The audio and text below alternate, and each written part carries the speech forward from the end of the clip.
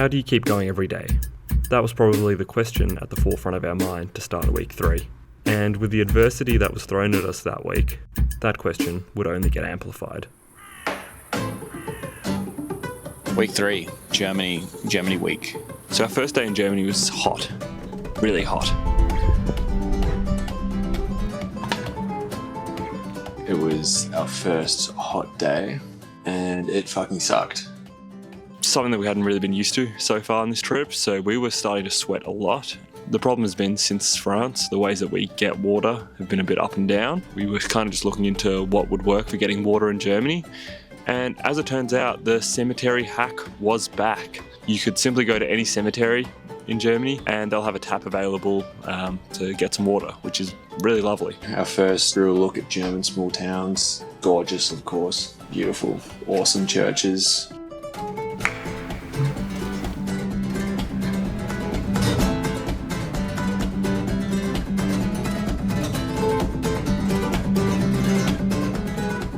I remember thinking that as soon as we crossed over into Germany, that Netherlands was like super flat, everything, but it was almost too flat, you know? It was almost too flat that it became like monotonous. Having Germany was still flat, but it's got a bit more going about it. The heat obviously sucked, but the week's destination was simple. I have a cousin that lives in Berlin, so if we could make it to Berlin by the end of the week, the tour would be right on track. But I had some more German family to visit to start the week in Osnabrück. Vincent's cousin, uncle, cousin, some shit like that, who I hadn't seen about 10, 15 years. That was actually lovely. Michelle was great. Vincent was just talking in German with his family the whole time. So me and Kelly just sat there just like staring at each other. It's interesting to listen to. It's also nice to sit back and just not have to talk too much. Obviously the first thing I had to do once seeing him was show him some Harley Reid highlights just to get him up to date about what's going on in Australia.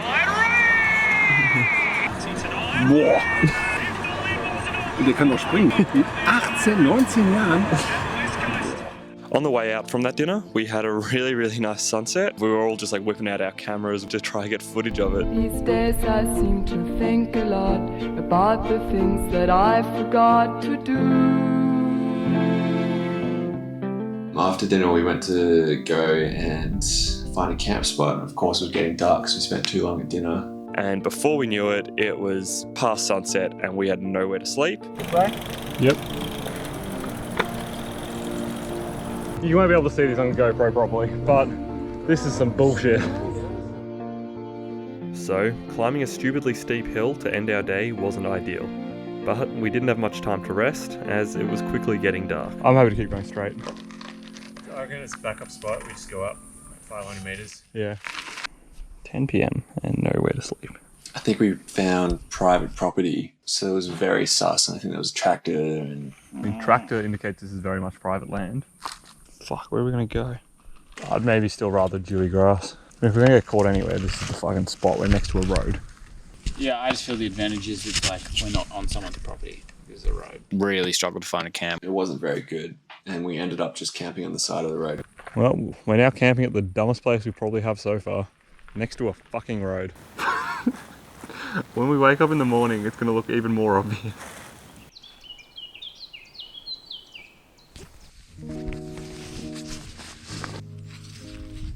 Seems like there's this like hiking area, but that's up a pretty big mountain ridge. And then there's this area over here. We rode back into Osnabrück. So we met up once again with my cousin in the city. Once we got in there, we had a traditional German breakfast. All the bread, eggs, ham. I think the German cuisine is probably beating everything else at the moment besides France's bakeries for me. We randomly stumbled across another church, which is, again, just stunning. Just 1533. There might be a book for them, but have you read the original? While we were in the city as well, Riley decided he needed new bike shorts, and clearly they saw him as a tourist. Did you just drop 100 euros? Wait, show us the 10 euros. Show us the price tag. 110 euros. Oh my god. I ended up getting scammed on my bike shorts that I tried to buy. I don't know why I got upselled. This person tried to tell me these were the ones, and then I put them on and started riding. I was like, these don't feel like the one. How was the €110 biking pants, Riley? They don't feel like 110 euros. Incredible. A man who knows how to save $1. I'll buy them for 20. AUD. I tried to take them back to, like, I thought it was a brand franchise. It's actually not a franchise. They just had like a showroom at the store that I went to in Osnabrück. So I couldn't even return them. So now I spent a fucking 110 euros on bike shorts that I don't really like. Then we kept going, another hot day. It was a bit of a slog. It wasn't the longest day, but I kind of just remember sweating buckets out in the middle of nowhere. in this part of Germany, we weren't riding on set bike paths. It was more just roads. So in the towns, it was lovely because the towns are great, but in between them, it was just pretty shitty, bumpy, dodgy roads. They were okay, but it wasn't like when we were in France, when we were flying to Paris to London or the Eurovelo. Obviously, to refresh, we had to try some German cuisine, which was some great spaghetti ice cream. The ride afterwards was just the best I've ever felt with all that sugar. Got $12.50 left from the ice cream. We're going to try get a dinner for all three of us with that. Not a bad haul for $12.10. We were just going from farm to farm, hoping for some sort of water source, some sort of beach to get to, which we eventually did. And then we found our first German beach, which is pretty interesting because obviously they don't have a beach in central Germany, but that's what they call the water sources for the public to swim in for free. And they've got a shower. A shower. But the biggest benefit from the beach visit was noticing a heap of other people with their tents up. So we kind of just figured, hey, we could probably just camp along the water. Although we initially had a slightly more ambitious plan. We have decided our camp destination. That castle way in the distance. But I think we kind of realised how much effort that would be to finish the day, so we kind of just ended up saying fuck that. Alright, so the debate is go up there, possibly not have somewhere to sleep, or just go down by the river. Can we just find somewhere along the river to sleep?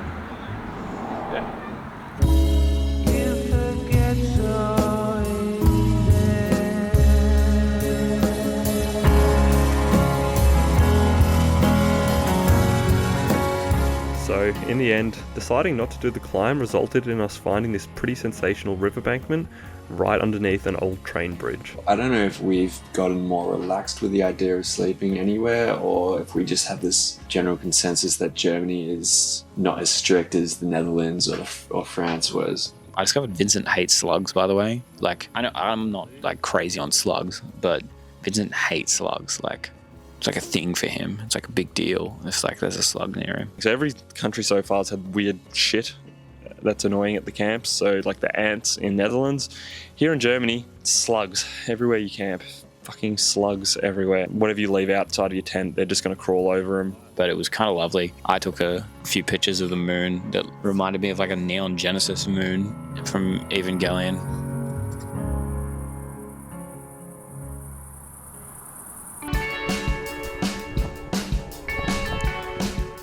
So, while I wouldn't say we were professionals, I do think we'd found ourselves in a slight rhythm at this point. Whether it was just getting on the road in the morning or getting our water refilled, things felt pretty good. But before we could enjoy ourselves too much, the German weather made sure to keep us on our toes. Because it was a seriously odd day with hot, cold, wind, rain all in one. But at least we still had time to enjoy some proper German food. All we got was a sausage and chips and ketchup for 16 bucks AED, so it was kind of shit. Wasn't the best, but it certainly wasn't the worst. The curry fucking worst. Like, it just felt gluttonous.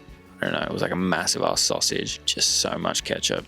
For the next part of the ride, it felt like there was this big storm chasing us in the background because we had these beautiful skies in front of us, and then behind us, it was just these storm clouds. Which eventually caught us. We didn't beat the storm. This sucks. Despite the storm pretty much chasing us down successfully, we did make it to Hanover, and Hanover's great. Which was quite impressive. I didn't really think much of Hanover going into it. I thought it was just another German town, but when we got in there, it was really quiet because I think it was a Sunday. There wasn't many people around, and generally one of the nicest places we've been to. Just the architecture of the buildings and the way it was laid out, it was just very impressive. And we met our next Warmshowers host, Which was at Jakob's Shout out, absolute goat. Jakob, if you're watching this, thank you so much for taking us in. We had a wonderful time. Riley cooked up a wonderful carbonara for everyone. We all enjoyed that. And then we shared some memories of bikepacking. Jakob showed us his previous bikepacking tours that he'd edited together. And it was really cool to compare what we've been doing compared to what he's done before. He was doing, I think he was studying architecture and he had a 3D printer, so he decided to print his own Catan. And as it turns out, if you have someone that has printed off their own Catan board, they're pretty good. So naturally, Jakob won. Well done, Jakob. We'll have to play you again in Australia sometime. City knows. Yeah. And it was off to bed for a nice rest. On to the next day. Too good. So this would be the day where Kelly's tour got flipped upside down. But that seemed like the furthest possibility in the morning because it started beautifully by seeing some more of Hanover.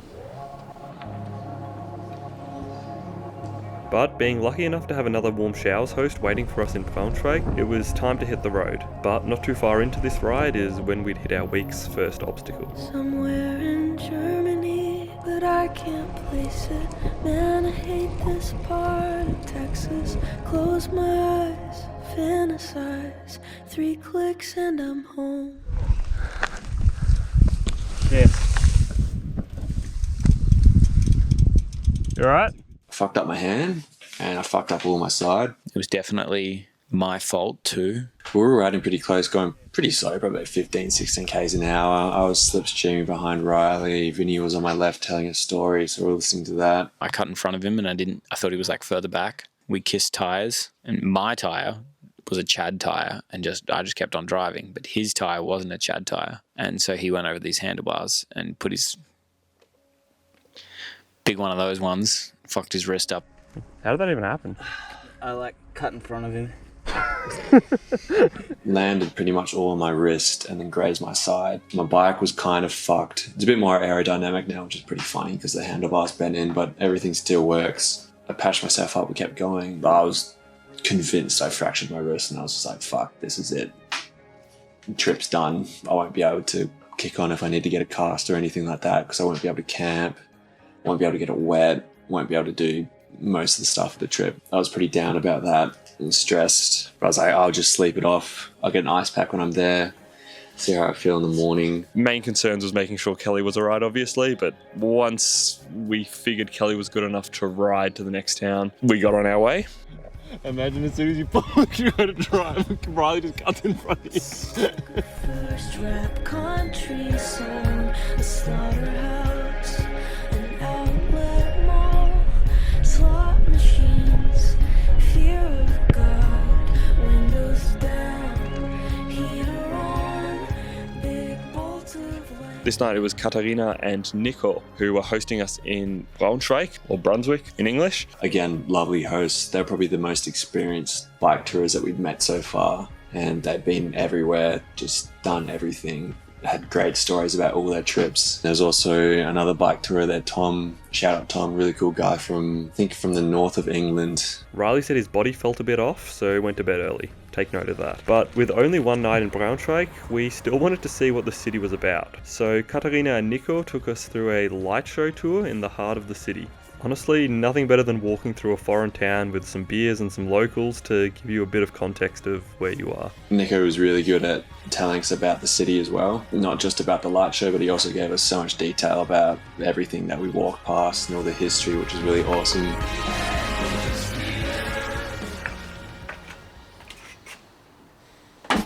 The next morning we woke up, Kelly's wrist was blowing up nicely. It was looking purple and horrific. My hand was obviously worse. It was so bruised and so swollen and so sore. Couldn't bend it or do anything. Just trying to tough it out and be like, oh, it's fine, whatever. Kelly was already looking at insurance options. We were starting to worry that we might have to go to the hospital. Riley also had a part of his bike that was completely broken, so he had to start calling a bunch of Berlin bike shops in advance. Is it possible if I were to order it to your store? Is that a thing that I could do?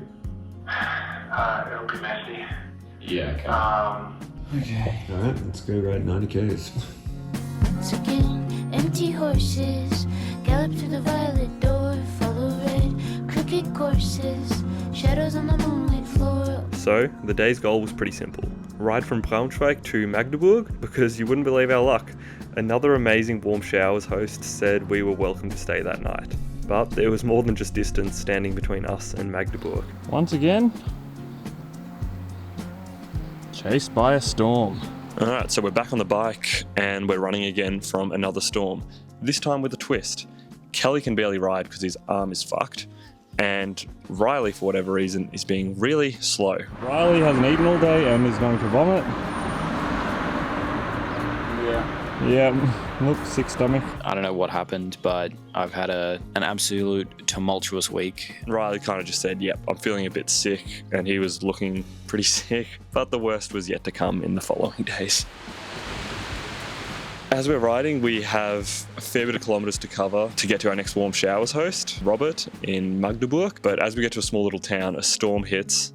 And we wanted to kind of buy some time to wait out the storm and then leave a little bit later. And we're sort of just relaxing, chilling there. And Kelly sees that there's actually a hospital around the corner. So we figured while we're waiting for the storm to pass, let's go to the hospital. We found a nice little safe spot to leave our bikes. Me and Vinny went into the hospital. He was my translator, which was awesome. Spent the next 4 hours in emergency waiting for him to get like 2 or 3 different x-rays. Yeah, I kind of just sat out the front of the hospital for like 5 hours protecting the bikes. That was interesting. Doctor pretty much came out straight away, but he kept seeing me and then sending me away to do something and seeing me and sending me away to do something. There was a little cheer up, bought some pizza to the hospital. That was nice to enjoy. I watched 30 minutes of Princess Kaguya. It's a lovely movie, by the way, but I almost didn't want to spoil it. I was like, this is too shit of an occasion to be watching this movie right now, so I stopped. And I ended up getting an x-ray and another scan, but there was no fracture, thankfully. It was like, it felt like cutting off like a piss. Like it was like so hard to stop, but I did. Eventually the results came through. Wrist not broken, but a grade 2 or 3 sprain by the looks of it, which is still shit, but Kelly's still able to keep riding with a sprained wrist. Not well, but he can still ride. My son. Because we'd been so long in the hospital, we were just not going to be able to make it to Magdeburg that night. It would be, you know, at least midnight, 1 a.m. by the time we got there. We didn't want to make our Warmshowers hosts stay up that late for us. And we're kind of just like, we're not making it to the Warmshowers, so we'll just go to the nearest forest. We also saw that a big fuck-off storm was coming that night, so we needed some good shelter while keeping our free camping streak alive. So we rode out and we found this little small hut that we'd seen on a map somewhere. Around this like tiny little shelter. We're like, oh, we could pull up here as well. But then we looked at campwild.org and there was a bigger shelter on the other side of the forest, about 20 minutes away. Or 20 minutes from Google Maps away. This one looks pretty sick. Yeah, I don't know, it almost looks like maybe too good. As in other people will be there? Or? As in, maybe it's like, well, it says tourist attraction. Oh, there. Up at 6:30 again? I don't know, I just wonder if people will like care that we're there or not. And we're like, let's go there. There's a thunderstorm coming, we need as much shelter as we can get. And we start riding, and of course it gets dark really quick, and we're following a Google Maps route.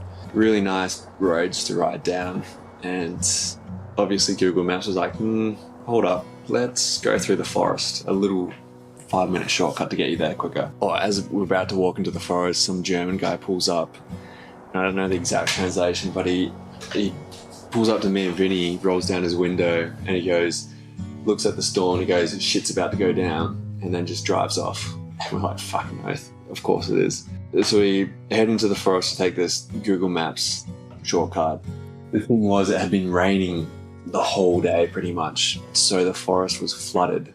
And we tried getting through, and we probably had to get off the bike every 50 meters and walk through the swamp while the storm was just going over our heads. Fucking hell. We're going through mud and dirt. It is pissing down rain. There is thunderstorms, there's lightning. Life's about as shit as it gets. There was lightning all behind us, and the sky was just lighting up, and we were just like, this shelter better be here, because obviously we didn't know for sure that it was going to be there. I left when? A little bit longer. But we definitely couldn't pull out our tents and just sleep in that forest, because it was just soaking wet. We just didn't have any other option, so we just had to kind of keep persevering and hope that this hut would eventually be there. We could have just stayed on the fucking road and got there twice as fast, but it is what it is. My legs have turned into fucking doner kebabs riding through all that shit. And they're very wet. But this will hopefully protect us from the rain and thunder. We pulled up to the shelter and it was just probably the best camping spot we've had so far, and the best camping spot we'll have the whole trip. I think it was a horse stable that had been refurbished, 2 floors. We took our bikes up. We didn't even need to take out our tents. We just needed our sleeping mats and our sleeping bags pretty much. We're going up? Yeah. Yeah, we'll take bikes up.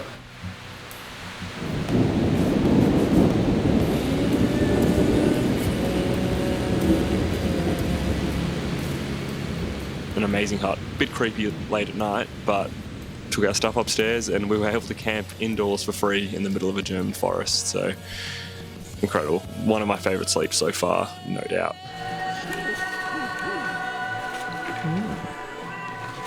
That was pretty cool. If it wasn't marred by my annoying fucking stomach pain. But I'm pretty certain there was someone creeping around at the horse stables at like midnight. We were in bed and we were going to sleep, and I was maybe like 11:30, and I was reading a book. And then like I started to hear like footsteps like outside, and this is in the middle of the woods. Put my book down, turn my light off, and just try to listen, like to see if someone was coming. Like maybe someone was just doing the same thing we were, just trying to camp. But I swear I heard like creeping up the stairs, and so it's like pitch black though. The footsteps go like pretty quiet. I think they might have heard Kelly snoring, and so maybe they got freaked out. And I'm like freaking out, getting ready to like turn my torch on, find out what the hell's going on. But then the footsteps kind of just like stopped, and like I never heard them again. Like I didn't hear them leave, didn't hear anything. So I was kind of on edge. Like I was tempted to like wake up and go check it out.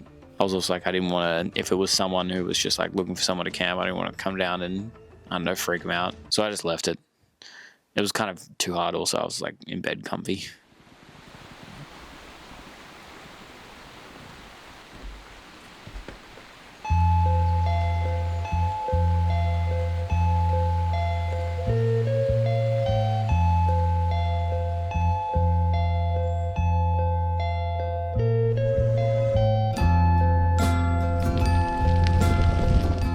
Alright, so the next morning we wake up in this wonderful hut and we begin our ride to Magdeburg because Robert, the kindest warm shower host, is willing to push back the day that we stay there, and he said, I'll take you boys in tonight.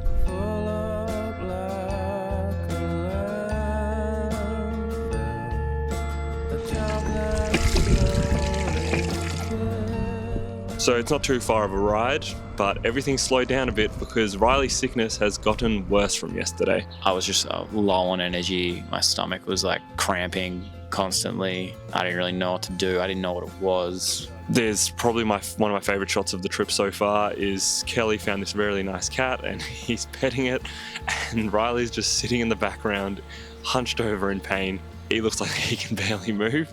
Went down the Google rabbit hole of like clear piss and stomach pain, and I was like, you've got kidney stones.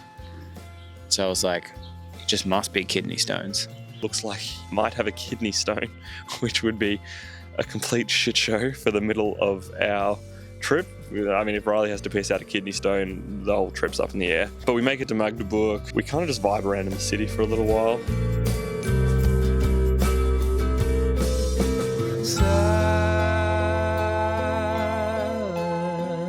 We saw the oldest Gothic style church in Germany, I believe, which is really cool. Magdeburg, honestly, it felt like I could barely like appreciate these like towns because I was just pretty sick. I've discovered like how much a house or like you're being at your bedroom or your home when you're sick is like a safe space to rest and recover. Like I just didn't have that spot because we were just like on the road constantly. And so it was just mentally fucking draining. Like all that was going through my brain is like, I just want to be in my bed right now. I want to be able to sit down and watch some movie or something like that and just not be worrying about where I'm going to sleep tonight. I guess that's part of the challenge. I'd rather not be sick from it, to be honest though. That challenge wasn't that fun. It'll make you feel better. It will. Hot stuff flushes the body. The two sick boys go to the chemist. Kelly gets himself some strapping or some shit. Riley's looking for antibiotics. but he doesn't really know what he has. He might have a kidney stone, he might not. Yeah. She seemed a bit unsure of what to do with me. Yeah, I don't know what's actually wrong with me. And she was like pulling out some medicine. She was like, maybe these. Then we explained the situation of us being on a fucking bike trip and that we're not going to be here and we're traveling around. Yeah. Like, and she was like, if that was the situation, I would go to the hospital. I think that was directions to the hospital. Or like the specific place to go. I don't know. Yeah, they said most doctors would be away on holiday right now. Riley breaks Guinness World Record biggest kidney stone. Why is it funny for you guys? Remember when I fell off my bike and then you guys were crying laughing? Revenge. Soon enough, Robert is home. We meet Robert. Once again, we're being hosted in an amazing apartment with a view of the whole city. We get into the warm showers. We meet Robert at like 8 p.m. because that's when he finishes work. And we get into his place. Riley just passes out on the couch instantly because he was just feeling like shit. And then me and Vinny were just chatting with Robert, which was awesome. He was telling us his journey across Norway, which sounded insane because they went when it was just slightly off season. So there was snow everywhere. But yeah, it was really cool, again, speaking to another bike tourist, seeing what they had done. And we're finally getting to the point where we can share our own stories, which is awesome as well.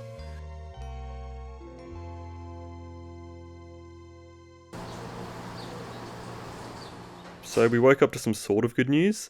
Riley definitely didn't have a kidney stone. Pissed out of rock. But that was only discovered after a night of about 20 toilet visits. So we're kind of sending our prayers to Robert's toilet for surviving that night. We figured out that Riley just had a stomach virus, which was shitting and vomiting and all the beautiful stuff that comes with it. But as we said goodbye to Robert and enjoyed a Magdeburg breakfast, along with a FaceTime call to some friends back in Australia, I realised that the planned 200 kilometres of riding over the next 2 days wasn't really an option for either of the two wounded boys. Pretty much any uneven ground would just jar into my wrist and just make it so much worse, to the point where it would just be throbbing constantly. The best I could do was ride one-handed with my hand up here, but it just didn't help. There'd be so many shitty roads where I couldn't ride one-handed, and like the cobblestone roads, and it would just be like that, and it would just be absolute torture. Meanwhile, Riley still wasn't eating any solid foods, needed constant toilet breaks, and was riding his bike at a snail's pace. So we made a compromise. Robert told us about a bridge for boats on the outskirts of Magdeburg, which I thought sounded epic. So if we took the morning to ride out and see that, we could then just take the train to Berlin, where Otto was kind enough to take us in a day early. The bridge for boats was indeed the best thing I'd ever seen, and then we broke our no train promise all the way to Berlin. Riley won't stop pooing, so now we have to take the train to Berlin. It kind of feels like a cop-out a little bit to me, but I just didn't really have any other choice. I was like too sapped of energy. Yeah, I definitely don't know kidney stones, which is lucky, but I just needed somewhere where I could, one, have like a toilet nearby, and two, have just somewhere where I could actually just like sleep properly. Trains are a lot quicker than bikes, as it turns out. Something that would have taken us 2 days to ride, we got done in a couple hours, not even, probably like an hour and a half. But we get to Berlin, where my cousin was kind enough to take us in a day early. Otto, thank you. See you. Oh, how long has it been? Absolute goat. Thank you so much for letting us stay 3 nights. It's absolutely insane. This is exactly what I needed personally, like just somewhere to chill and recover properly. And Otto's been like a fucking legend at facilitating that. So props to the man, Otto. We were trying to figure out which team he supports in the German Football League. It was pretty hard to tell. He didn't have much merchandise sitting about. I now love Schalke. It's in my blood. I bleed blue. But I don't know if that's what they say, but I bleed blue now for Schalke. We seriously can't thank Otto enough, who also gave us an authentic tour of the city from a local's perspective, which is always ideal. I don't know, getting a tour from someone that lives in the city, kind of like with Katarina and Nico, you just learn like different stuff about the town that you wouldn't necessarily learn from Googling. But while a few cool things did happen, including seeing the Berlin nightlife, I didn't really film much of these days, and hey, I kind of just figure if you're a viewer, there's probably plenty of Berlin tourist videos on YouTube you can watch. Although I'll put Riley's summary of our attempt at experiencing Berlin nightlife at the end of the video, because it kind of just makes me laugh. Some people were basically fully naked. Like, it was pretty insane. I've never seen anything like it. But that's kind of how our Germany week went. Injuries and illness provided excitement, Well, at least for me they did. And we got to finish it all with some much needed rest in a world famous city. All in all, it was probably the shittest week we've had, but I still enjoyed it. Like, Germany's fucking awesome. We ride on to Prague. We'd soon be riding into the Czech Republic, which is insane to think that our 5th country of the tour was already around the corner. Maybe it's just the nature of bike touring that everything changes so gradually because you're riding, but we've got some very different stuff coming up when we hit further south. So I'm going to steal a line from the show BoJack Horseman to answer this week's question of how do you keep going every day. And while the show uses this line to talk about the much grander questions of life, it actually works pretty perfectly for bike touring. And that line is that it gets easier every day, but you got to do it every day. That's the hard part. But it does get easier.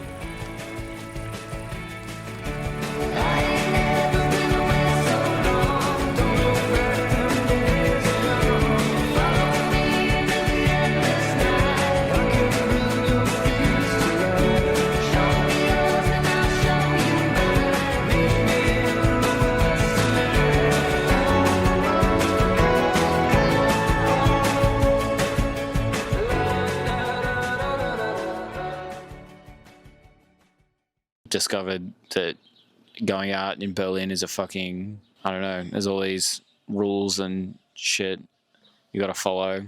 We weren't prepared at all.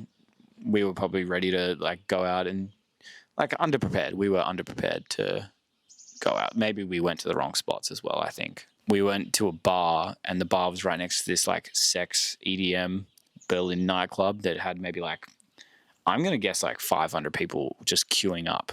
Like it was like a few hundred meters long, this fucking queue. Like it was insane. And everyone's dressed in black. Everyone's half naked, like just standing out in the street. Some people were basically fully naked. Like it was pretty insane. I've never seen anything like it. It was genuinely pretty interesting, like to see. Maybe it's not as big in Melbourne. I'm just not aware of it. I don't know. But I feel like maybe if you've got like culture around it, that maybe we do have stuff like that. Actually, I've heard of stuff like that. But it seemed like a pretty crazy place. But we were dressed in like op-shop kit because that's just what we wanted to do. And we didn't know that you had to be wearing all black. So we ended up not getting in, which in the end was what I wanted because I was too tired to go out. I still don't feel 100%. So I know Vincent was pretty keen, but I was okay with not going. Oh, there was a fucking crack fight and tried to save the crack fight from ending in someone getting stabbed by a bottle or something. I still maintain that I did the right thing by stepping in between two.